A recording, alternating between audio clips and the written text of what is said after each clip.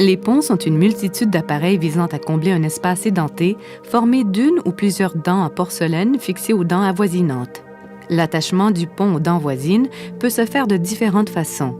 Il existe donc plusieurs sortes de ponts. Le nom du pont détermine la façon dont il est attaché. Par exemple, il existe un appareil appelé pont papillon. Celui-ci remplace rarement plus de une ou deux dents et est attaché à l'aide d'ailettes métalliques collées sur la surface cachée des dents placées de chaque côté de l'espace à combler. Un autre type de pont est le pont fixe. Celui-ci peut remplacer plus d'une dent et est fixé par l'ajout minimum de 2 couronnes sur des dents solides qu'on nomme les dents piliers. Ce type de pont implique la taille des dents piliers, ce qui le rend moins conservateur mais plus solide que le pont papillon.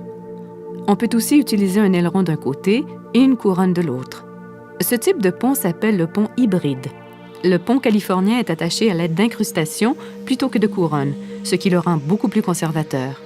Enfin, peu importe le pont choisi, plusieurs rendez-vous seront nécessaires avant la mise en bouche.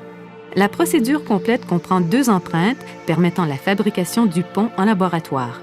La taille des dents piliers est suivie de l'empreinte finale et de la pose d'un pont temporaire. Au dernier rendez-vous, on substitue le pont temporaire pour le pont final.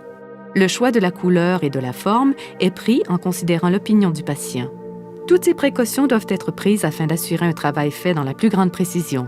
Quand il s'agit de la fabrication d'un pont, aucune erreur ne peut être permise. Pour cette raison, il faudra vous attendre à devoir investir du temps et de l'argent. Mais une fois la mise en bouche faite, on comprend toute l'importance d'avoir posé un geste si réparateur.